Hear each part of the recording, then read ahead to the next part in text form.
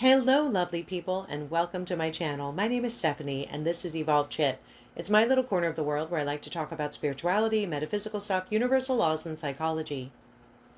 So in today's video, I'm going to answer a subscriber's question, and that is, why can my twin flame be in a relationship with the Karmic and they have their problems, but they can't be in a relationship with me? And that's a great question. I know I had that question along the way, and more recently I spoke with a client who was going through something very similar, and we talked about it quite extensively. But first, I just want to say thanks for being here. It's been really cool to connect with people and learn more about what's going on in your world and what might be keeping you hung up. If you have found my content helpful, I would appreciate it if you could give it a thumbs up and also subscribe to my channel. And if you know anyone who could benefit from having this information, please feel free to share it with others too. And just a reminder to visit my website, evolvedchit.com, and go to the Get Started page. I am offering 30 and 60-minute coaching sessions now, and I am having a special offer, and that is to save 40%. So if you go to the Get Started page, you'll see the resources I have available. There's a free ebook. There's blog content on mindfulness, manifestation, twin flames, building your psychic gifts. And also you can connect through there and purchase the coaching session too. So the discount code is on that page, and you can enter it at the time of purchase. And you can schedule all that right through the website. Okay, so on to today's topic. So this whole idea of the karmic, when I was going through all of this, I had to logic my way through a lot of this, honestly. And because it brought up so many like hard emotions, emotions I couldn't describe or figure out how to move through. So just by my nature, I intellectualize everything. So I had to understand all of this stuff. I had to understand what the twin flames things were and what this whole theory is. I never really found out who came up with this. I know that there's been content that's been out there for a while, like Elizabeth Clare Prophet has had content out there for quite some time. So I don't know where all of this has evolved or where these terms like karmic and so on, where that really originated from, but it's all very interesting. And when I was able to logic through it and see it for what it is, I was like, okay, what this situation is doing, it is mirroring at me where I might be out of alignment with my highest self and connected to who I am at my core, and that is a soul. That's what I believe. I believe we are mind, we are body, we are a soul. And the soul is the observer, the mind's the computer, and the body is the car. So if you think about it that way, then we're able to look at these parts individually, and we can leverage them for our optimal experience being here as a human being. And in this case, if you're somebody who believes that you have met your twin flame in this incarnation, and if we look at perhaps what this whole thing is all about, it's showing us where we are out of alignment with our highest self, where we are not being in soul, not being connected to who we are at our core. So that's step one in all of this, is recognizing that this is showing you something about yourself. And oftentimes that can be painful because perhaps there are some things that we're just not ready to look at. Perhaps there are things that we didn't even realize that were going on, that were causing us pain, and this experience with the twin flame has just really blown that up. And so remember, that's what this is here to show you. And if it is, if this whole thing of the twin flames theory is that, we're an energetic match, and that when we are operating in our higher vibrations and, emitting that frequency, which is the shared frequency with the twin flame, then we magnetize them in. And I can tell you from my experience and these things that I have done, that seems to be real, just even when I thought it was improbable. And it always comes in when you least expect it. And I can remember listening to content and people are like, you're going to bump into your twin flame on the street and you're going to be looking like hell. Or something's going to be said when you least expect it, just exactly when you think it's not, you're not going to experience that or hear that. It's so true. So it's interesting how this energy works. So understanding that and acknowledging that, we are energetic beings, it really is like the big first step in all of this.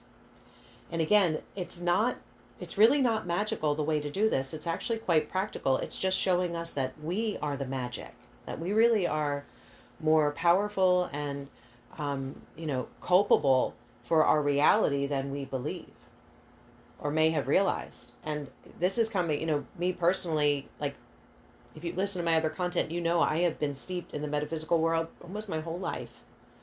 I'm a Reiki master. I've been a reader for a very long time. Like, I've understood these concepts and things, but I never realized how trauma affected like this whole inner world, and how that inner world is my vibration and my frequency, until I happened upon all of this stuff. So that's what it was showing me. And then I had to find what was blocking me from being in this state more naturally than not, and more often than not. And that was the hard part, was identifying where my thoughts and emotions were victimizing me, or projecting, or keeping me stuck, or lower vibrational states. And that is what I believe this experience is all about. So just that, going from there, if this is what we believe, and this is what you believe, now let's talk about the karmic. So a couple things that I was going through, and what I was discussing recently with my client, was when I looked at this whole thing of the karmic and the vibrational match, and just started seeing that, I was like, okay, so if this really is my twin flame and we have a shared energy, that must mean, and we're not in this kind of connection that I know we are capable of being in because of what I experienced with them previously, then something must be keeping me in a lower vibe. Okay. Next question is, what is keeping me in a lower vibe? So this is when my twin flame would come back in, so there would be, periods of he would be in, things would be going well, we'd start to pick up again and move forward, and then I would push, he would pull.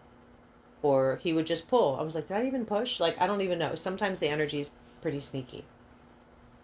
So then he would kind of step away for a while. And then I would just go off and do my thing. And usually, looking back on it, I was triggered a lot at first, until I realized, I'm like, wait a second, this is the energy. So when he would go off and do his thing, then when I started to see this dance, I was like, okay, what this is showing me is that right now that we're not a vibrational match. So what in my emotions and thinking are keeping me out of alignment with this? So I just stayed focused on me. And in terms of when like dealing with someone who, like the twin flame in a karmic relationship situation, then there's something in that relationship that is a vibrational match. And we don't know the karmic, or unless you do, but we don't know what's going on in everyone's inner world. Even if they share things with us, we still don't know what's, fully going on inside someone's world, like what's going on in their psyche, their narrative. So there could very well be, in the karmic's inner narrative, there could very well be, a narrative, even though they might have their challenges, that is keeping them in a vibrational match. And another way to look at this too, which is something that I did, I was like, these are experiences that he must need to have for the benefit of his evolution. And knowing him the way that I know him, I could say that was actually quite true. And based on the things that he has since shared with me about what he was doing in those times. So I found that to be really interesting, because during that time, I was like, I could be triggered. And sometimes the trigger would last a little while. Like it could last a few days, it could last a couple weeks. And then I would kind of settle down my stuff. And at first I wasn't as like deliberate in settling down my stuff. It was really more so time that helped me move through it. But then once I was like really working like the mindfulness stuff, the self-inquiry, the dealing with my shit, understanding my attachment style, again, that right there was the biggest thing for me. It showed me how, like, my operating system based on attachment style theory. It's why I'm a really big fan and encourage people to check out the personal development school, because it's that content was hugely eye-opening. And you can take there a quick quiz. It's a self-assessment that helps you identify what your attachment style might be. And it's free. And also that website has a ton of content that you can check out to learn more about your attachment style. And again, that's that whole inner world. It's that inner narrative. It fuels our assumptions. It fuels our beliefs.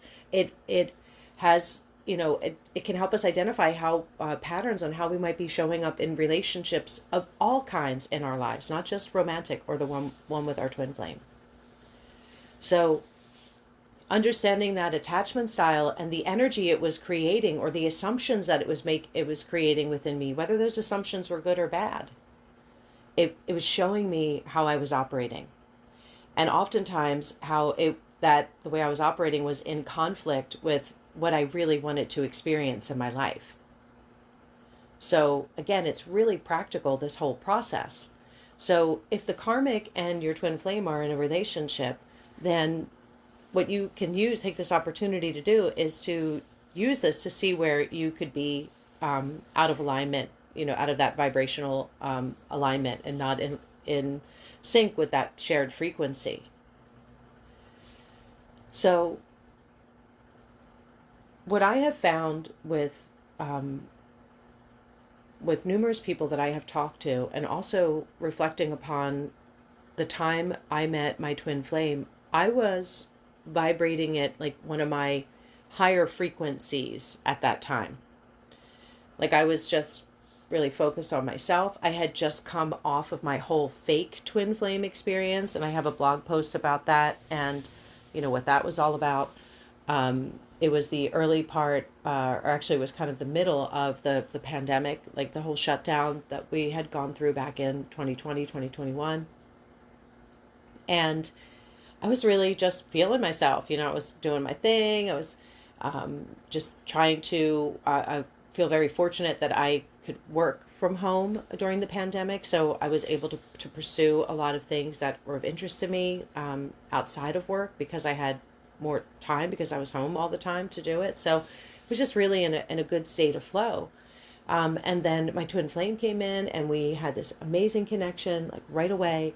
Things are going really well. And next thing you know, bam, like separation. So when I look back on that, and I look back on those periods of separation, I can see where my inner world disrupted and put me in a lower vibrational state. It had me second guessing myself. It had me projecting. It had me, frustrated because things weren't moving the way I wanted them to move. So, and again, all of that's really personal, because we have our own stuff. Your stuff might be different from my stuff versus the client I just talked to, or, whatever. So that's why it's really important to practice self-inquiry and really stay focused on your game. Because when we're comparing ourselves to other people, or what other people are experiencing or getting out of their connection, it can keep us stuck. And sometimes, that comparison isn't always healthy. So if you are someone who consumes twin flames content, just remember that, like, make it very more so about you and learning and what you can do to move forward. And not use it as an act of comparison or a measuring stick and where you are or where you aren't on your journey. Because I had done that a couple of times. I was like, just some people I connected with, I'm like, why are they getting this and I'm not? Like I was just like, I must be stupid, So, so again, just don't compare yourself. Everyone's journey is very unique. So getting back to this whole thing with the karmic. So, we talked about energy. We talked about this twin flames theory stuff and the shared frequency. We talked about that if your twin flame is in a relationship with the karmic, that perhaps that right now they are they are in alignment because they are a vibrational match based on where they are. And then also perhaps based on what might be going on with you. So now that we have this knowledge, how can you use it and have your own little energy experiments? This is what I did. I started to make it like a little bit of a game. And I don't mean that in like a childish way. I just made it in a way that it helped me stay aware. So whenever I would find myself being triggered by something, I I would, you know, I would call myself out on it. I would be like, freeze. And that was just like, so when I would feel something in like my energetic centers, let's say, or if I found myself in that inner narrative and ruminating and thinking about something or projecting, I would, if I was in a place to do so, I'd be like, freeze, if I would say it out loud or I would say it in my head. And that allowed me, it was like a signal that I could say, okay, hold on, what's going on here? And as I continued to catch those thoughts faster and reset that inner narrative, like, no, why would I think this way about him? He's an amazing person. He's wonderful. And I love him. And I want to see him happy and healthy and thriving. Just like I want that for myself. So if that's not here right now, then I've got to let him go be him and experience this. Because another way in which I logic through it too, I was like, if we really are this like shared soul, this whole twin flames theory thing, if we really are this, then perhaps this is something that, that our soul needs to experience too. So there were different things and different ways in which I tried to, self-soothe through that process in order to maintain a more balanced energy, which helped me either keep my vibration in check, or it was helping me elevate my vibe. And as I was working through that, it made me see that being a little more unconditional, because like in my situation, like he's great. Like he hasn't been negative or abusive towards me in any way. So if you are in a situation like that, then I would really encourage you to be sure that you're seeking the right help, to make sure that you are in a healthier dynamic. But if it's your thoughts that are victimizing you, then, you do have it within your power to change that. So, none of that was going on between us. It wasn't negative. It was just my stuff, his stuff. And when I was seeing how that was, affecting me when he would step off, I realized at one point I was like, okay, we're not married. We're not in a serious relationship. We're not this, we're not that. So my expectations right now are out of alignment. They're out of line and based on where we were. So I use that as another way to self-soothe. I'll be like, okay, so again, the energy experiments. If this twin flames thing is really a thing, then let me just stay focused on really digging in. When the triggers come up, what are they showing me? And this is where self-inquiry comes into play. And it can help you move through that so you're balancing your energy more and working through those triggers. And you can dispel them. You can perhaps put them to rest, finally. This is where you get to choose how you're going to handle the stuff that's keeping you in a lower vibe. And make some decisions and choices in your life and take responsibility for your energy. And that's what I had to do, too. So the more I practiced the self-inquiry and started to work through some of these emotions and negative and counter, thoughts that were counter to what I wanted to experience, the more balanced the connection became and the more effortless it became. And even when things would still come up and I could see some of my old stuff creep in, I could catch it faster. So this is our world. We don't know what's going on in the karmic's world. They could be having their very own, situation and own inner narrative. Maybe they're not projecting in the same ways in which you are. Maybe this is just the vibrational place that your twin flame's in too, based on things that they're working through or experiencing. Another thing that I had to address was assumptions. Am I assuming because we're not together that he's with someone else? And because we weren't talking at the time, I didn't really know what was going on. So that was another thing too that I had to be mindful of, was not projecting any assumptions onto him that were anything other than, I hope he's happy, I hope he's healthy, I hope he's doing well. And I kept it more general. I made it less about, if he's not with me, he's doing this. It's like one of those memes that you see from time to time circulating on social media, and it's a man and a woman in bed, and they have their backs to each other, and they're both kind of staring off into the space in front of them. And the thought bubble over the woman's head is, he must be thinking about another woman. And the thought bubble over the guy's head is like, I wonder how, and it's like some stupid thing, like, I wonder what dinosaurs would think of us. Like, it's her assumption is that because that they're not connecting, or their backs are to each other, that he's thinking about another woman, when in fact he's thinking about something completely inane.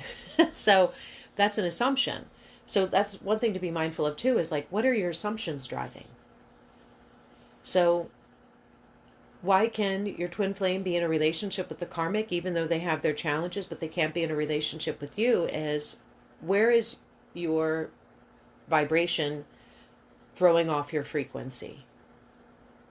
So our vibration is that inner world. It's fueled by our thoughts. It's fueled by our emotions.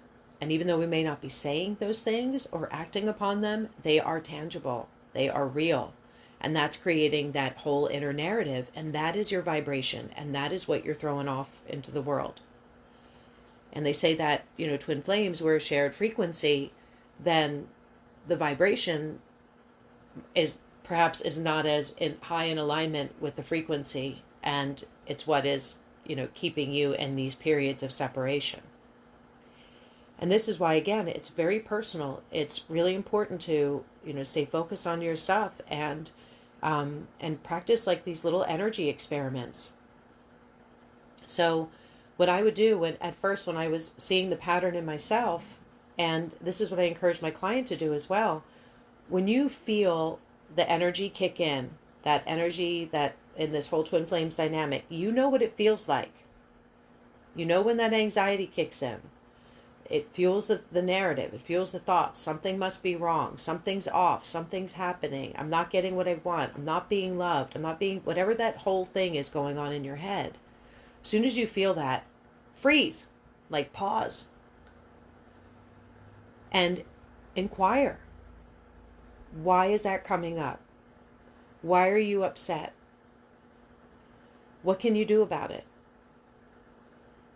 And if there's nothing you can do about it, then find a way to work through that and acknowledge it, that it's something that's out of your control right now. You can see it for what it is. And if it's the whole thing with the twin flame, finding ways to logic through it, like I've shared with what I do and what I did. So even, we have a great relationship now, and I still get triggered. I still have to be mindful of it. So when that has come up, like even more recently, we were, this was last week, we were on the phone and we were talking about what we were going to do this past weekend when we got together. And when I hung up the phone from the conversation and I was just going about, my stuff, I said to myself, like my inner narrative went, he's going to cancel. And I was like, why would I think that? We just talked about what we're going to do. And so I was like, no, I don't even need to go there. And if he does have to reschedule, then that's fine, because shit comes up sometimes. So moving on. But right now we just confirmed everything we're doing this weekend and we've got a plan. So period. And until otherwise, I don't need to worry about that. I got other shit I need to do. So it's an opportunity to catch your thoughts, and then before they, run away and start to create a narrative which can keep us ruminating for a long time. I've talked with someone not too long ago, and they've been trying to navigate this for 17 years. I'm like, I've been doing this for 7. I was like, I can't even imagine. So it's interesting once you realize that it's a lot of the stuff that's keeping us stuck is, happening within our power and within our inner world. And again, like I didn't see it until I saw it.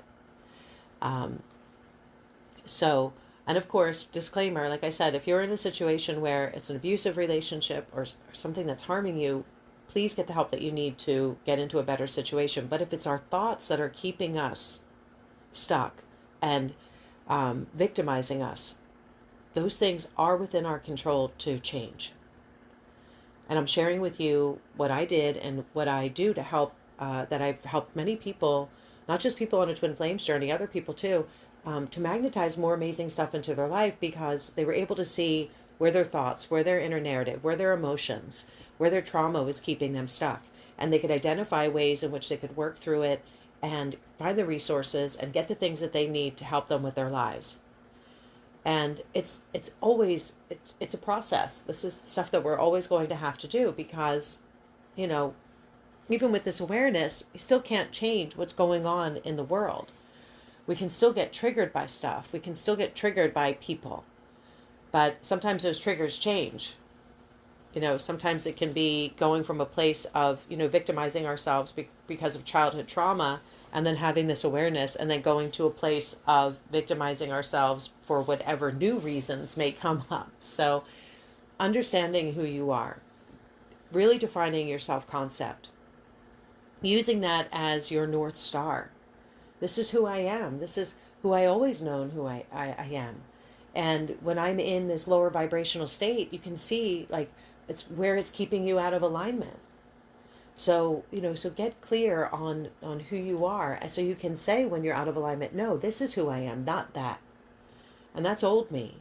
That's the lower vibe stuff I'm moving away from. It's things that don't serve me anymore. It's, I can control this. This is on my watch. I'm in charge now. So, like, you know, doing that kind of self-talk is really empowering. It's a lot of what I had to do. And just reminding myself, like, I'm a boss, man. Like, I came here to do stuff. I can reflect back on the things that I've done in my life, and really proud of a lot of accomplishments, and, you know, wanting to experience and do more. So being mindful of our thoughts, being mindful of our emotions, checking in with ourselves when those things come up, you know, doing more self-parenting and self-soothing. It really does work. It helps us through the process. I know for me, like, I can look back on a lot of stuff, and I love my family, and I love my mother, and I miss her. But there were a lot of things that were going on in the household during my formative years that that I picked up or adopted from my many older siblings. I come from a big family, and I really had to learn how to be myself. And it's something that I had been working on and recognized that I was doing that in my 20s. And then in my mid-late 20s, I met my ex-husband, and we were dating, and we ended up moving in together and getting married. And then that relationship had its own challenges and stirred up a lot of my trauma, and it had me operating in, like, lower vibe ways, just not being myself. So I had to relearn all of this again after that marriage. And then the twin flame stuff just triggered all of it. So, you know, being divorced, and I could see how when I was dating again, I could see how the assumptions and the trauma from my marriage was showing up in how I was showing up in dating again. And I could see this pattern. And then when I met my fake twin flame, it was really underlined. But then when I met the person who I believe is my twin flame, I could see it in a new way. And I always feel very supported by him and encouraged, and the who I am, like the me, like, is reinforced by him. He says all those things to me, like how he loves those things about me. I love that you're like this. I love that you do that. You know, you're really, you know, he just is very complimentary. And it's always those things that I have often felt were so out of reach for me, or that I wasn't. He's reinforcing my self-concept, and in a very, like, beautiful, natural way. So it's really cool, like, to get that validation from him. So for me, when I look at that, I'm like, wow, if we're this, you know, if we're this shared frequency, and when I'm operating in that vibration, and he's vocalizing that he loves that stuff about me, then that's the higher vibe. That's just my confirmation that I am vibrating in a higher vibration, and that vibration that is in alignment with my self-concept. So again, going back to the question of why can my twin flame be in a relationship with the karmic, and they have their challenges, but they can't be in a relationship with me. This is the opportunity to see where you might be out of alignment vibrationally. Use this as a chance to experiment with your energy. Use this as an opportunity to, call yourself out on old ways of thinking, old beliefs, things that are keeping you in a lower vibe. Leverage these tools. Go to the personal development school. Check out the attachment style quiz. Learn more about your attachment style and how that could be creating your assumptions, your operating system, your inner narrative. And do you want to change it? And what does that look like? And this is where you can get coaching sessions with me or someone like me who offers these types of services, or you can connect with a therapist, or all of the above. Everyone's different in what, approach you need to do. But there are actually a lot of things that you can do individually on your own that can help you work through this, like practicing the self-inquiry. And in a more recent video that I recorded, I share with you what I did in a recent session with a client in talking through the self-inquiry process. So I'll include a link to that in the description. So I hope this video was helpful. I know it sometimes can feel like we don't have the power, or we don't have the control to make these changes. And in some ways I felt that same way when I was emerging from all of this. But a lot of it I could see was coming out of old mindsets and ways of operating that were from my marriage. And then from there, assuming based on that connection that how I show up in a relationship and how other people show up in that relationship, my assumptions were based on an unhealthy dynamic in my marriage. And it created that inner narrative of mine, which created my operating system, which affected my vibration, for better or worse. And that was my frequency. And when I look back on it and I do a little bit of the 50,000 foot view and seeing where I was at in those different stages and how I showed up in these different relationships, or when I was dating, or, professional relationships or connections, when I look back on some points in my life where I didn't like how I showed up, I can see where I was operating out of a lower vibe because of my mindset. And I can see where that was showing up based on, largely because of my marriage. So it's a great opportunity right now for you to see what is triggering you and what is having you in a lower vibe and playing small.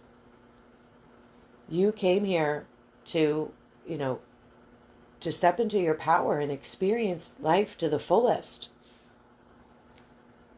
That's the mission. And along the way, sometimes, if we're caught up in unhealthy dynamics, we lose ourselves. We forget who we are. And I believe that this whole experience with the twin flame was intended to show us that we're out of alignment with who we are and what we're here to experience. And if you find that, you're kind of stuck and unsure, well, how do I get started? What do I do? What's my mission? Who am I? This is where I have used tools like astrology to help me get reconnected. Using self-inquiry, looking at things that have always interested me and what I feel are so effortless and give me joy. And that's where I started. And I focused on more of that stuff and putting more importance and emphasis on things that bring me happiness and joy. And when the old stuff would come up, how do I move through it? And then using astrology, I've talked about this in other videos, and I always share those links in the pinned comment. You can use your astrological chart and aspects like your north node and your south node to understand your mission, so to speak. So your north node is, I guess you could say, the best way to say that is it's your north star, what you're here to ascend and become in this lifetime. Energetically. And then your south node is, if you believe in reincarnation and everything, it's, what you're coming into this life with. So may not necessarily be anything bad, but it could just be your skills, your experience, like things that you may naturally gravitate towards. So understanding my North Node and South Node energy, I have to say it's very valid for me. So South Node, the things that I'm a little more skilled at and adept at, and even maybe some karma and some gunky stuff that I had come in with. I could see how my South Node, the negative aspects of my South Node, I can see how that actually showed up in earlier parts of my life, which was really interesting when I read more into that. And the North Node, I feel very tapped in and aligned with. It's very much who I am naturally and at my core. So you can use those aspects to help you understand who you are. So if you feel like you're just unsure of yourself and what do I do? Who am I? You can use tools like astrology to do that. There's a lot of free resources out there that can help you with this. So I always put the resources that I use and I really like that have helped me. They're always in the pinned comment or the description. So be sure to check them out. The one website I love to go to is Karen Black, who is an astrologer. So her link is in the pinned comment. So check out your North Node, your South Node, and she also has on her site about karmic astrology. So she talks about Saturn placement as well. And you can find that very easily on her site, again, in the pinned comment and the description. But when I read about my Saturn aspect, I was like, wow, like I felt so seen. It was really crazy.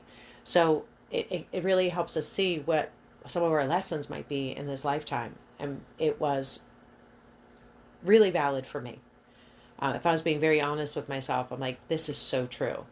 And it has actually allowed me to work through some things that when maybe I don't want to do something I know that I really need to be doing, and I just don't want to do it because I'm like feeling lazy or I'm feeling low vibe or whatever. I'm like, no, this is a part of your experience. Get out there and do it, you know?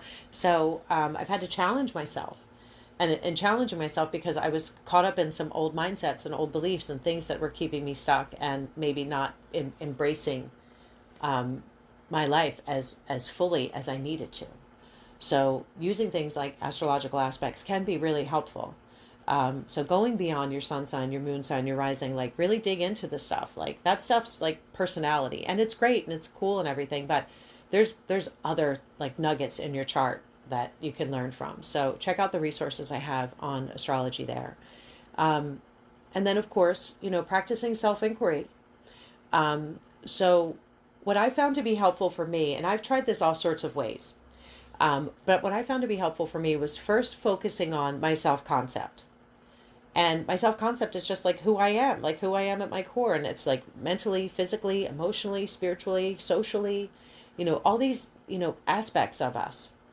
And like who I am and how I want to show up. So getting clear on myself first was so important because then now that anything that has come after that I use to help me manage my mindset and stay in that higher vibe and more connected to my soul, it just helps. Because, you know, we evolve, we grow, we outgrow things, we outgrow tools. I mean, I have like read so much content and have tried so many things along the way that there were times I was like doing so much stuff and I'm like, I need to simplify this. I need to simplify it. And I would just continuously find ways to simplify my process. So getting it to the point where I could just say a word and like a one word mantra and it would like snap me back into. Again, everyone's different. You got to try stuff that works for you. I just share with you what has helped me. So, so you can use tools like self-inquiry then. And when you're triggered, you can see where it is keeping you out of alignment with your desired experiences, things that you know are true for you. So getting clear on your self-concept, and you can go to my website, the Get Started page, and download the free ebook out there on your self-concept, developing your self-concept, and then exercises and tips and tools and things that you can do to keep you in better alignment with that self-concept. So you're, you know, dependent upon where you are now versus where your self-concept is, you may have a little bit of work to do to get you into that vibrational match. And again, that's just like muscle memory. It's doing exercise. It's like getting up and going for a walk. You know, it's this process of, you know, like bridging from one vibration to the next. Developing your self-concept, using things like affirmations, practicing mindfulness. In my last video, I talk a little bit about transcendental meditation, and I'll share the link to how to practice meditation very simply, very quickly, 2 times a day, 10 to 20 minutes each time. It really helps you connect to what's going on in your inner narrative, and it allows you to let those things float by. So you're practicing being the observer, and you can see where your thoughts, intrusive thoughts or good thoughts, you can see what's going on and allow them just to kind of float by like clouds. And I know that might sound really challenging right now, but it can be done. I can assure you, I never thought I could get my mind to quiet.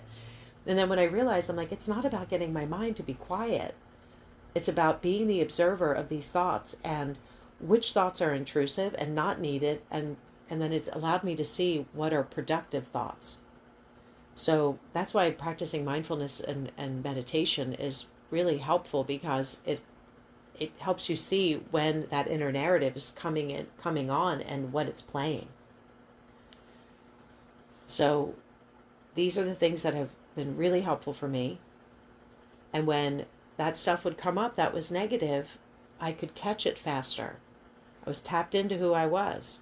I could feel it in my pain body. Something was getting triggered. Do I need, am I being chased by a dinosaur right now? No, it's just my thoughts are victimizing me. Okay, well, I can change that. Why are they victimizing me? What's the thought? What's the emotion? Can I do anything about it? No? Okay, well, how do I self-soothe? What can I do about that? I'm going to go do stuff that makes me happy. Can I do something about it? Yes, great. Then act accordingly. So practicing the self-inquiry, practicing all these things, it helps us see where we're out of alignment with our highest possible vibration, and that's our frequency. So practice these things, do little energy experiments, self-parent yourself, get better at self-soothing when these challenging emotions come up. Come up with your self-care routines and rituals. These are the things that are going to help you work through them faster. And that's, it's everything in self-care. It can be from, seeing a therapist, working out, better nutrition, skincare, whatever, all those things that are acts of nurturing, self-care and self-love. That's what this is about. So I hope this was helpful. And I just want to remind you that you are loved, you are amazing, you are awesome, you are necessary, and you are really freaking needed right now. So step into your power. And until next time, I'm sending you lots of love and good vibes for your journey.